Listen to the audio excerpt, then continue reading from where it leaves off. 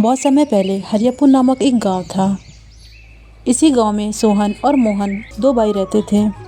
सोहन बहुत ज़्यादा चालाक और आलसी व्यक्ति था, जबकि मोहन बहुत ज़्यादा ईमानदार और सीधा व्यक्ति था। सोहन ने बड़ी चालाकी से उपजाऊ ज़मीन को अपने नाम करवा लिया था, जबकि मोहन के हिस्से में बंजर ज़मीन थी। इसलिए मोहन अपने भाई की ज़मीन पर खेती करता था और उससे जो भी पैसे मिलते थे उससे अपने परिवार का पालन पोषण करता था। एक शाम सोहन की पत्नी सोहन से कहती है, सुनिए जी, आप अपने छोटे भाई को बंजर खेत देकर अलग कर दीजिए। आप दूसरे मजदूर को रख लीजिए। वैसे भी वह किसी काम का नहीं है, रोज आता है पैसे मांगने। आपको उसकी क्या जरूरत है? तुम सही बोल रही हो, भाग्यवान। काम के बहाने वो रोज मेरा फायदा उठाता है। आज ही मैं उससे सब खत्म कर दूंगा और उसको पैसे भी नहीं दूंगा।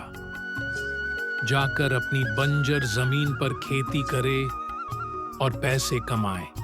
इधर मोहन की पत्नी मोहन से कहती है, सुनिए जी, मुन्नी की तबीयत बहुत ज्यादा खराब हो रही है ना, उसकी दवा है और न कुछ खाने को है घर पर।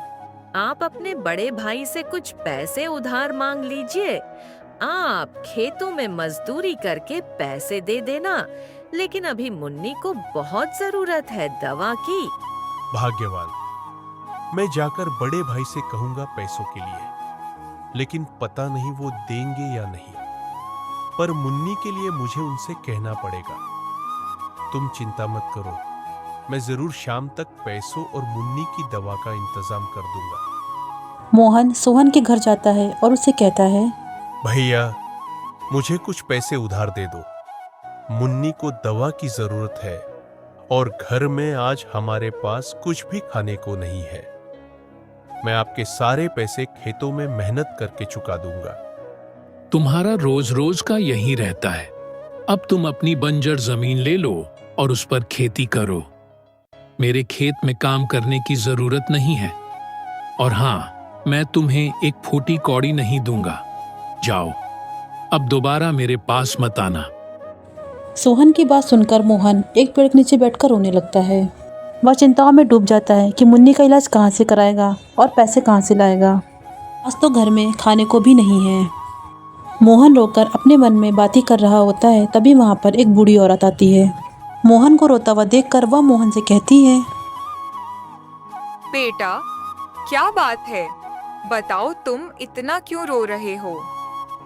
शायद मैं तुम्हारी मदद कर पाऊं। इस तरह रोने से दुख का हल नहीं निकलेगा।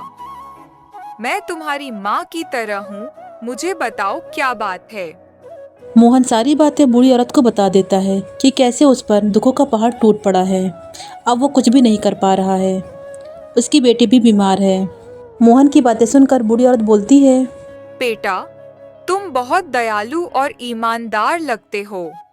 इस दुनिया में दुख के समय कोई भी काम नहीं आता। अपने भी पराये हो जाते हैं।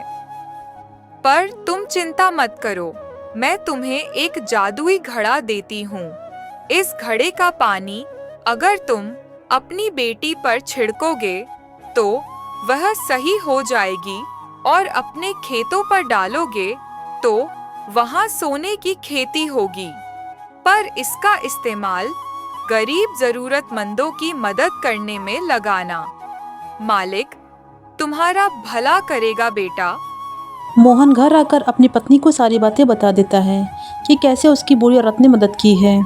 और ये घड़ा कोई मामूली घड़ा नहीं है, बल्कि जादुई घड़ा है। मोहन घड़े से कहता है, हे जादुई पानी, मेरे मुन्नी को ठीक कर दो। यह कहकर मोहन घड़े का पानी मुन्नी के ऊपर डालता है और पानी डालते ही मुन्नी सही हो जाती है। यह देखकर सभी लोग खुश हो जाते हैं। फिर मोहन घड़े का पानी अपनी बंजर जमीन पर डालता है और पानी डालते ही वहाँ पर सोने की धान उगने लगती है। इस जादुई घड़े की वजह से मोहन के दिन पलट गए थे और बंजर जमीन भी सोना देने लगी थी।